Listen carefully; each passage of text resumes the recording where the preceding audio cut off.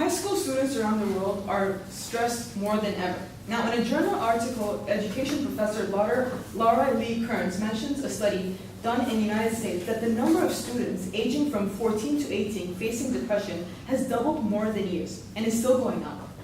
Now, this number can be liable for many reasons. But standardized testing seems to be one of the biggest issues. In addition to meeting home and classwork assignments, the pressure of getting into universities through these tests is a reason as well. Students' futures are dependent on these test scores. These tests are long, rigid, and making students stay up in the waking hours just studying. There's a large body of literature about these large-scale standardized tests, with no agreement on their effectiveness. However, while there's some support for the standardized testing, overwhelmingly, research suggests that it does not lead to improved educational outcomes for students. And since I've done a lot of research about the problems of standardized testing and their impacts on the students, I'm going to persuade you why we should give less importance to standardized testing and replace it in our education system. First, I'm going to tell you about how standardized testing came to be about. Second, I will discuss problems and drawbacks standardized testing has caused. And lastly, I will provide you with research and proven methods we should carry on instead for a better future for our generations to come. Education and Social Change, a book by John Rury, published in 2002, mentions that standardized testing was first introduced in the early 1900s in Northern America, the time when they actually made some sense, because most of the students taking the tests were fairly homogeneous. They were largely male, they were white, they were upper middle, or higher upper class, and they went to good schools and so on. But as time passed and century progressed, three things changed. First thing that changed, population that the students were taking the test became much broader. There wasn't as many males. There weren't as many whites. There were people from diverse ethnicities, diverse in linguistic backgrounds, and diverse styles of learning. The second thing that changed is that they learned something surprising, that when the tests were introduced, they were meant to create a meritocracy, meaning a society governed by people according to their merit, the quality of being particularly good or worthy. Meritocracy, rather than using your parents' last name or how rich you were or from what social class you came from to do college admissions. But it turned out that the test scores were highly correlated to socioeconomic status. So what looked like a replacement for socioeconomic status turned out to be largely more of the same. And the third thing we learned is that the skills you need to survive today are just much broader than the skills you needed to survive in the early 1900s. Let's talk about the drawbacks now. So many people believe that these tests are only way to measure intellect, but education experts disagree. Among these experts are author Alfie Kohn and Professor Ken Robinson. In Alfie Kohn's book, named The Case Against Standardized Testing, published in 2009, has discussed many myths about testing. He mentions that our children are tested more than ever before, and to an extent that is unparalleled in the recorded history. Many other countries do better in terms of literacy rates and proficiency in mathematics and science, and they reject standardized testing. Kohn states that the standardized test scores measure a superficial way of thinking. A study done in Canada, published in the Journal of Educational Sociology, shows this. It was like, so elementary school students were classified as actively engaged learners if they asked questions about what they read and tried to connect it with their previous learnings. But as opposed to being superficially engaged if they just copied the answers. Now, the results showed that the high score in the CTBS is a Canadian standardized testing, were more likely to be found among the students who exhibited this superficial way of learning.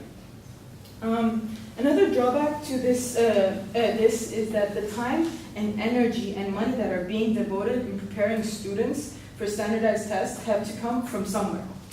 Now, therefore, schools have been cutting or even eliminating programs in extracurricular activities such as arts, sports, or other activities that intend to promote social communications and discussions about current events that are vital for students' awareness for his or her surroundings. And why they're cutting back? It's because most of these material will not appear on the tests. The next detriment that I want to tell you about is that teachers are being penalized. Teachers are being measured by the results of the test scores, to an extent that they're getting fired because of the poor test results their students are getting that only measure the ability to take that particular test.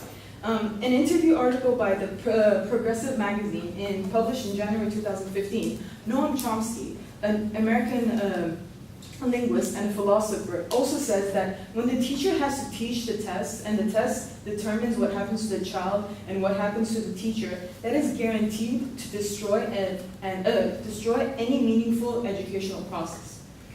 It means a teacher cannot be creative, imaginative, pay attention to the individual students. Students can't pursue things that they have interest for. I quote, "The assessments itself are completely artificial. It is not ranking teachers in accordance with their ability to develop children, to help develop children who will reach their potential. It is turning us into individuals who devote our lives to achieving ranks."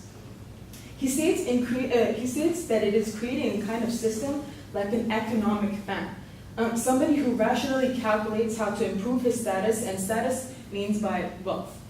So you rationally calculate what kind of choices you should make to improve your human capital and what you can sell to the market. Now, what kind of human being is that? Is that kind of beings you want to create in the youth?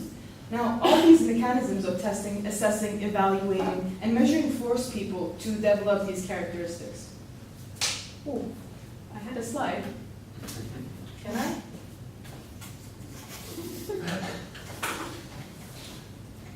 Could we pause that?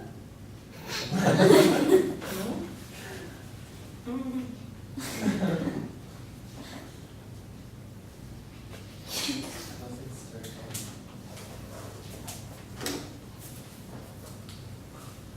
I'm just going to explain to you what the slide is about.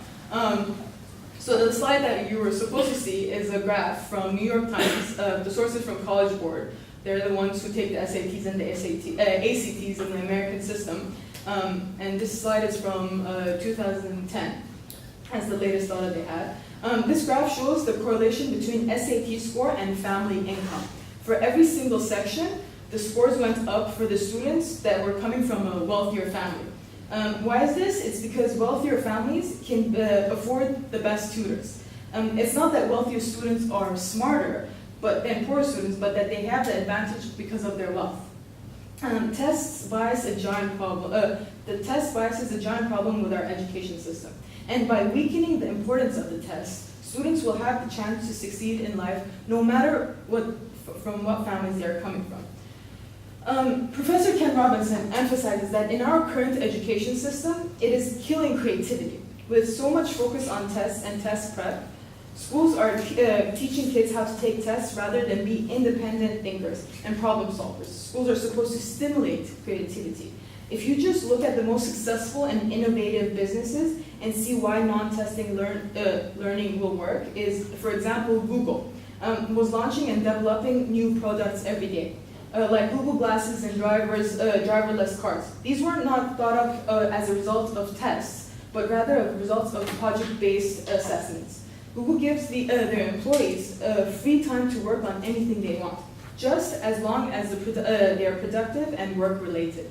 This gives the employees time to explore their own interests while stimulating their own brain. So if not standardized testing, then what?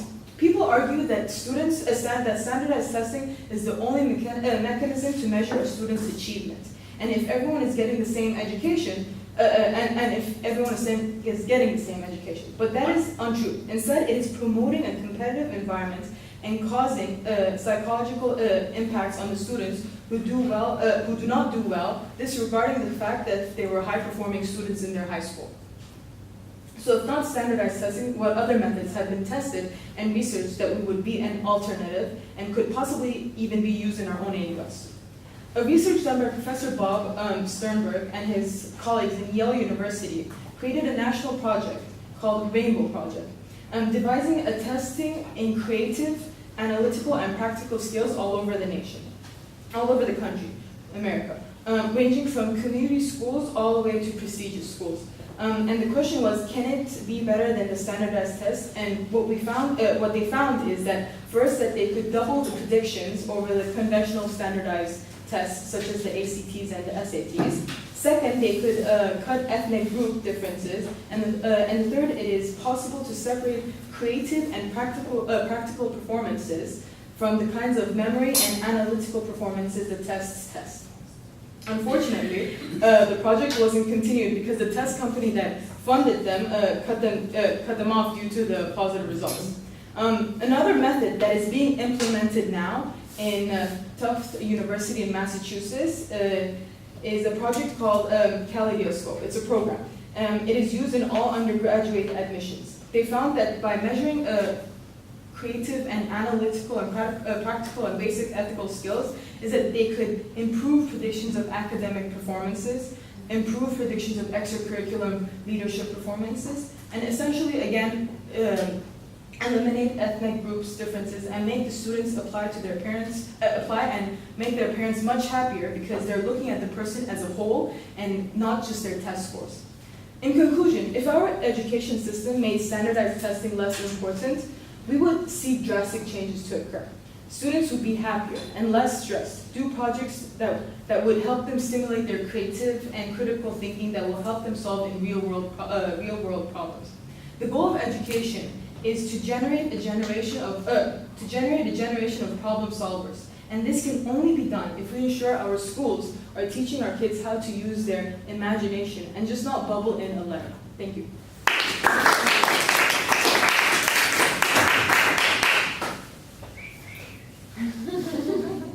Questions? Can you tell us a little bit more from your research about the advantages? The advantages of standardized testing? Could you be more specific? What are some advantages of standardized testing? Okay. Well, one of the things that they say is accountability. Mm-hmm. So, and another thing is that when their standardized testing is supposed, like the whole region has the same type of education, and like they're gonna, so they want to see if everyone is on the same standards. Mm-hmm. But the thing is with that is that obviously every region is different, and you can't, cultures are different. All these small things affect the way a student is learning. So that's one of the disadvantages, but the advantage of them was that, you get a standardized kind of prediction, and not prediction, but thoughts of how people or students are doing throughout the whole region. Which ironically should work against their ethnicity and where it should be, but it doesn't, because ultimately it comes out that the people who do better are the ones who will come from better socioeconomic status. Yeah, exactly. Not only that, but from the same kind of region that the tests are being made. Definitely, Yeah. because they're made more for native speakers than they are for internationals. Now, just one more question about the Kaleidoscope program that you were talking about. Did you read about how they measure? Because I think it's really interesting to measure other things and see how these factors tell about academic performance. The program in Tufts University, I actually went to the university site and I was checking their applying, how students apply. And the thing is with that program is, one of the things is that they really recommend is an interview with the students, where they make the students come there and the counselor like interviews the students and asks questions and sees how the student interacts with the person and sees if the student is like, not good enough, but like is worthy enough to be in the college in that kind of same environment. So it's not only about the way their intelligence, it's about the way their critical thinking, their creativity, and the way that they present themselves to the person. It would be more time consuming, I'd imagine. It would, but again, the advantages are much more greater than getting a score that, doing a test that is only in one day and that, shows pretty much predicts your whole future. Yeah. Other questions? Did we all have to do SATs here? Yes. For AUS? Yes. Great. I didn't do so. No, I didn't. Yes. Most American schools in the Middle East requires. And the essay requires- questions I know British, I don't know as based on much US. about British curriculum, but they have GCSEs and They those have their older own stuff. standardized tests as well. Yeah. Thank you so much. Thank you very much.